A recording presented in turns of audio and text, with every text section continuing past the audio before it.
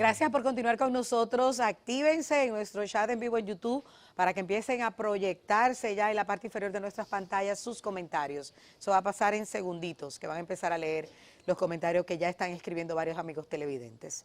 Bueno, el cáncer del expresidente Danilo Medina ha sacudido la clase política nacional. Desde ayer, líderes nacionales, tan pronto él hizo su anuncio, empezaron a solidarizarse. Desde el presidente de la República, Luis Abinader, el expresidente Leonel Fernández, el candidato del PLD, Abel Martínez y otros, sin importar la bandería política, se han solidarizado y han hasta prometido orar por su salud. Ayer, tan pronto arribó la República Dominicana, el expresidente Danilo Medina, actual presidente del PLD, informó a través de Twitter de que él padece un cáncer de próstata que estaba siendo tratado aquí en República Dominicana, pero que no hubo un diagnóstico certero, que le recomendaron sus propios médicos que saliera del país y que está en la fase de indagación, profundización para ver cuál es el tratamiento que más le conviene. De esta enfermedad, Ana, llega en un momento donde está todo el país revuelto por Operación Calamar. Sí, bueno, pasó lo impensable, que otra noticia tan rápidamente opacara pusiera en un segundo lugar a la Operación Calamar. Así es. Pero nada, es demasiado grande lo de Calamar para salir indemne de esto. Una cosa es que se muestre solidaridad hacia una persona que está en dificultades, no dificultades políticas, está en grandes dificultades políticas también, pero en algo que no es, que no se lo buscó él, una enfermedad que le llegó.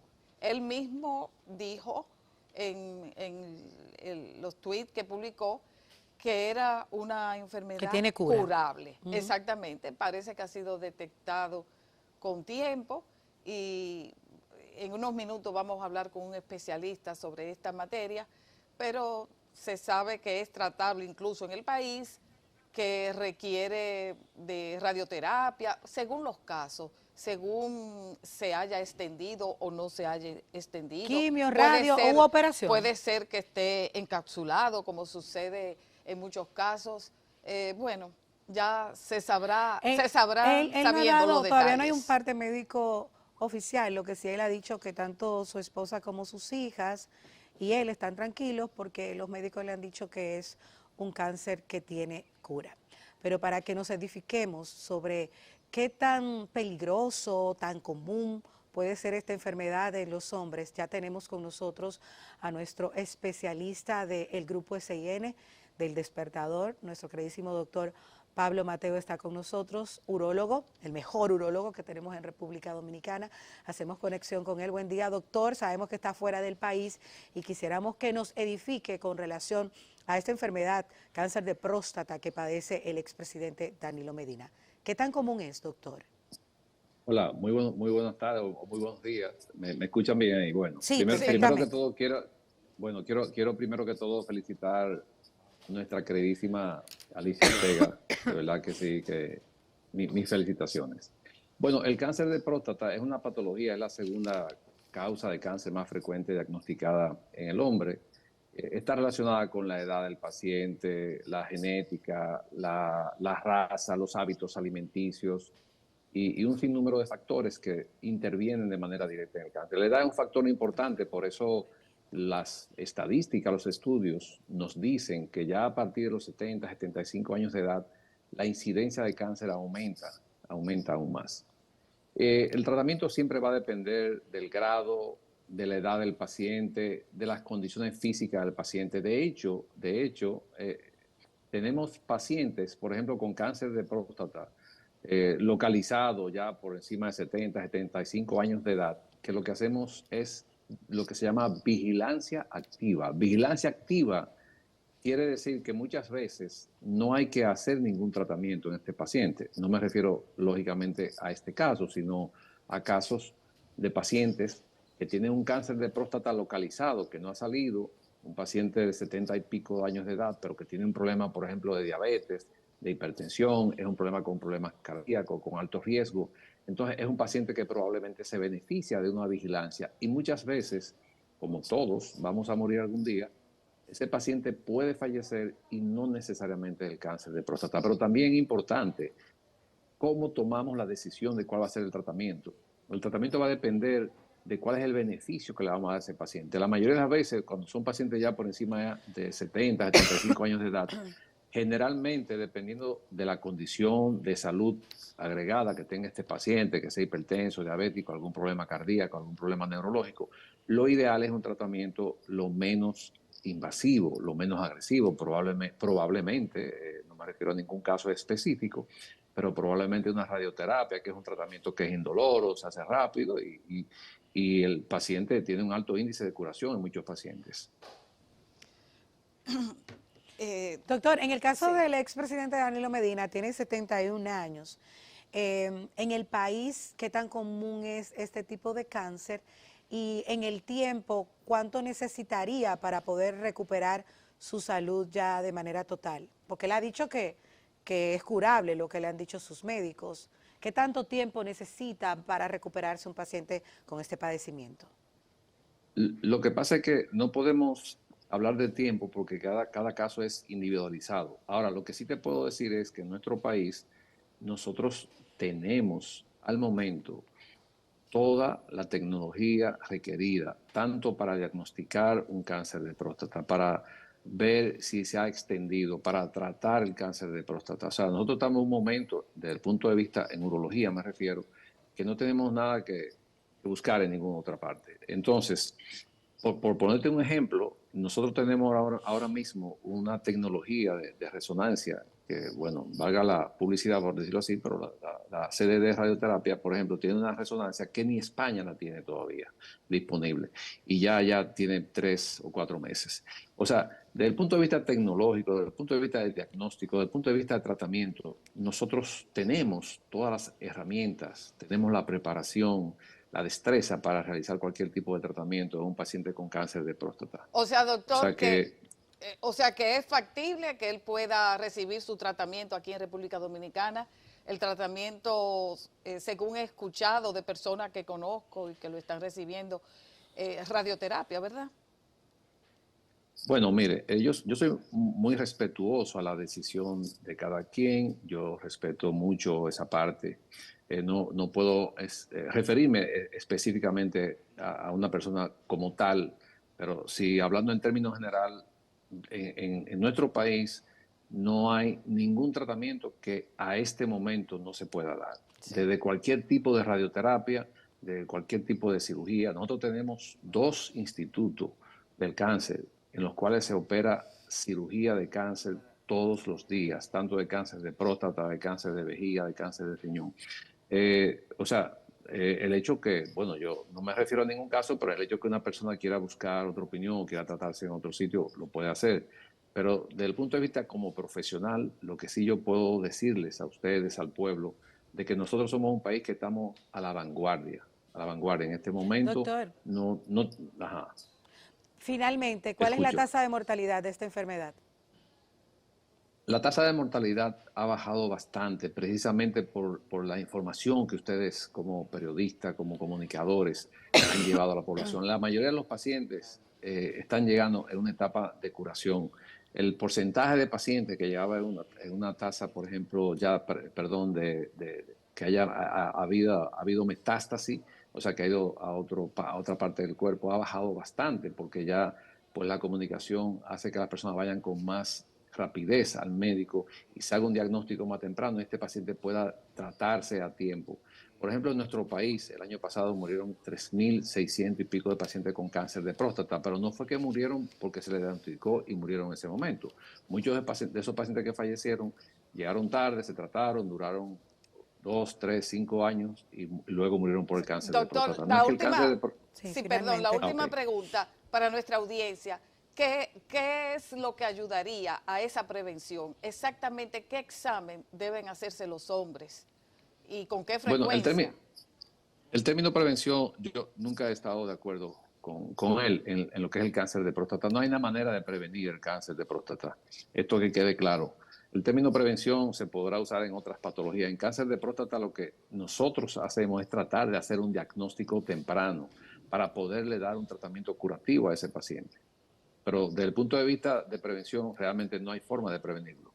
¿Cómo disminuir la incidencia? Sí, lo podemos hacer. ¿Cómo? pues, con hábitos alimenticios, ejercicio, una dieta balanceada. Eso puede ayudar, pero desde el punto de vista genético no hay todavía al momento una herramienta que pueda hacer que nosotros podamos prevenir un cáncer de próstata. Gracias al Muy doctor bien. Pablo Mateo, urólogo, por estar con nosotros edificándonos sobre el cáncer de próstata, enfermedad que ha anunciado el expresidente Danilo Medina está padeciendo. Doctor, buen retorno y gracias por su participación Gracias, y sus gracias. Buenas orientaciones. tardes. Bye. Bueno, vámonos de Gracias, sí. inmediato Buenas a tardes. Operación Calamar. Ayer hubo quejas, muchas quejas por parte de amigos, compañeros de partidos, seguidores de las personas que están detenidas por esta Operación Calamar en el Palacio de Justicia de Ciudad Nueva. Ahí vemos al senador Iván Lorenzo, también el politólogo Belarminio Ramírez se refirieron a el accionar del Ministerio Público, que ellos aseguran no es independiente y se quejan de que no le dejan ver a las personas que han ido a ver. Hablamos de estos 22 imputados. Escuchémoslos. La familia nos informó que la vida de ellos corre peligro. Vinimos y no nos permiten verlo. Entonces quiero decirle al país que el presidente Abinader es el responsable de la vida de todos y cada uno de los que están ahí. Quien dirige el Ministerio Público es el presidente Luis Abinader, no es Miriam Germán. El jefe de Camacho y de Jenny Berenice es Luis Abinader. Esa forma de actuar y respetando la presunción de inocencia es fruto de un consultor internacional. Bueno, esto cada vez que uno hurga en esas 2000 y pico de páginas que tiene la solicitud de medida de coerción, el expediente, uno se va sorprendiendo. Por ejemplo, hasta las sillas plásticas, según el Ministerio Público, se utilizaron para desbarcar el Estado Dominicano. Figuran con un presupuesto y fueron elevadas con un presupuesto mucho mayor, sillas plásticas que se adquirieron de manera sobrevaluada. Hablamos de un valor de 226.000 y el precio aproximado de la misma en el mercado rondaba los 1.193 pesos. Esto para el equipamiento del Hospital Regional Dr. Jaime Mota, ubicado en Barahona. Pero además, Ana, no solo los del pasado están figurando en este expediente Calamar, sino que también el actual director ejecutivo de la Unidad Técnica Ejecutora de Titulación de Terrenos del Estado también está siendo señalado como una de las personas a las que se le expropió un terreno y esto ha sorprendido bastante. Hablamos de que el director actual de titulaciones está salpicado con este expediente de un voluntario o de un funcionario actual. A propósito de lo que decía Kimberly Taver ayer, exministra de la Juventud, de que el pueblo está pidiendo que rueden cabezas del PRM, en este caso Calamar, pues miren, o en los casos de corrupción, pues miren, él está siendo salpicado ahora en este caso. Mérido Torres es el actual director de titulación y él nos ha hecho llegar su opinión con relación a estas acusaciones a través de nuestra amiga periodista Wanda Sánchez. Él dice que efectivamente hoy se va a reunir con sus abogados para estructurar una defensa ante lo que él califica como una campaña sucia que desde hace meses se viene orquestando en su contra. Y él asegura que él está en ese expediente y que hay acusaciones en su contra porque él tiene aspiraciones a la alcaldía de Santo Domingo Este. Es lo que ha confirmado al Despertador el señor Mérido Torres, quien es el actual director de titulación y que está siendo también mencionado en este caso Calamar. Bueno, habría que distinguir porque en ese expediente figuran ciudadanos, profesionales, conocidos de nombradía, que pasaron años, familias que pasaron años y años, décadas, que le habían expropiado sus terrenos y nunca el Estado le pagó. Sabemos que tenemos un Estado delincuente, que no respeta las leyes. ¿Por qué? Si el Estado los hombres que dirigen el Estado. Si el Estado expropia un bien ajeno, bueno, lo normal sería en un país organizado es que se honre, que se le dé la debida compensación. Entonces, ¿cuál fue el gancho? Esta red criminal, según detalla el Ministerio Público, detectó casos de expropiaciones que no se habían honrado. En el caso del Contactaron a director esas de personas, titulación se habla de 32 millones de pesos. Contactaron a esas personas y le ofrecieron irrisoriamente una migaja. Una migaja, porque la parte del pastel, o sea, el filete, como dice la gente, se lo apropiaron presuntamente los acusados en este caso, según detalla el Ministerio Público. Entonces, las personas que tenían esas tierras perdidas, porque nunca se lo había compensado, preferían recibir esas migajas a cambio de recibir algo por esos terrenos que heredaron de sus antepasados. Así que nada, pero en las próximas horas se sabrán más detalles de cada caso. Bueno, porque ahí están, son 2000 y pico de páginas, señores. Eso es ahí mucho. está el listado y se podrá tomar caso por caso qué fue lo que pasó, cuáles fueron las circunstancias.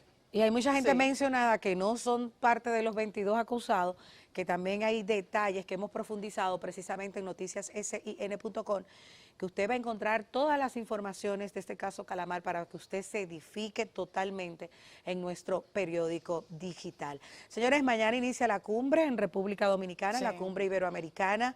Hay cambios, de hecho, por ejemplo, el Colegio Calasanz ha suspendido la docencia presencial porque entre los cambios de avenidas, cierres de avenida, está, por supuesto, la Avenida Independencia. Han llegado ya 2 presidentes de dos hermanas repúblicas de Portugal, que por primera vez un presidente de Portugal visita República Dominicana, y también la presidenta de Honduras, Xiomara Castro. Se esperan unos 17 primeros mandatarios que participen de esta cumbre iberoamericana, y precisamente desde la sede del Ministerio de Relaciones Exteriores tenemos en vivo a nuestra compañera Jaycee Capellán para que nos cuente los detalles, ya faltando 24 horas para este gran encuentro de jefes de estados iberoamericanos. Jaycee, buen día. Cobertura especial 28ª Cumbre Iberoamericana.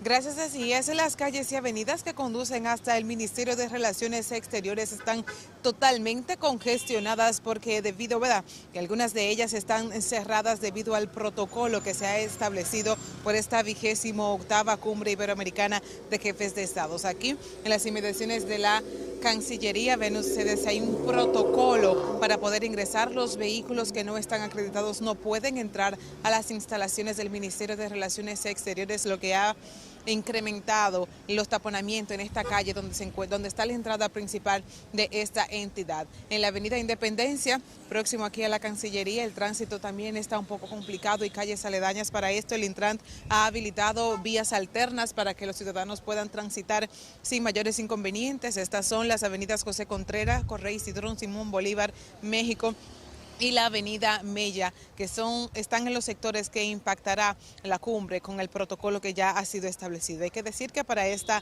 actividad ya se encuentran en el país el presidente de Portugal, Marcelo Rebelo de Sousa, y la presidenta de Honduras, Xiomara Castro. Ellos son los primeros mandatarios en llegar al territorio dominicano para participar en esa actividad diplomática que se llevará a cabo los días 24 y 25, pero que desde ya comiencen a realizarse actividades en el marco de la cumbre. Los mandatarios arribaron anoche por el Aeropuerto Internacional de las Américas y fueron recibidos por funcionarios del gobierno y de la Cancillería. Hay que decir que el presidente de Portugal, Rebelo de Sousa, sostendrá una audiencia con el presidente Luis Abinader en el Palacio Nacional hoy jueves, como parte de una visita oficial previo a las actividades de la cumbre. Nosotros os vamos a mantener aquí todos los detalles y las actividades que formen parte de esta cumbre iberoamericana de jefes de estados. Por supuesto que las vamos a ampliar por nuestras redes sociales y próximas emisiones. Por el momento es la información que tengo. Con esta información también nos vamos a una pausa, pero usted quédese ahí porque aún tenemos contenido.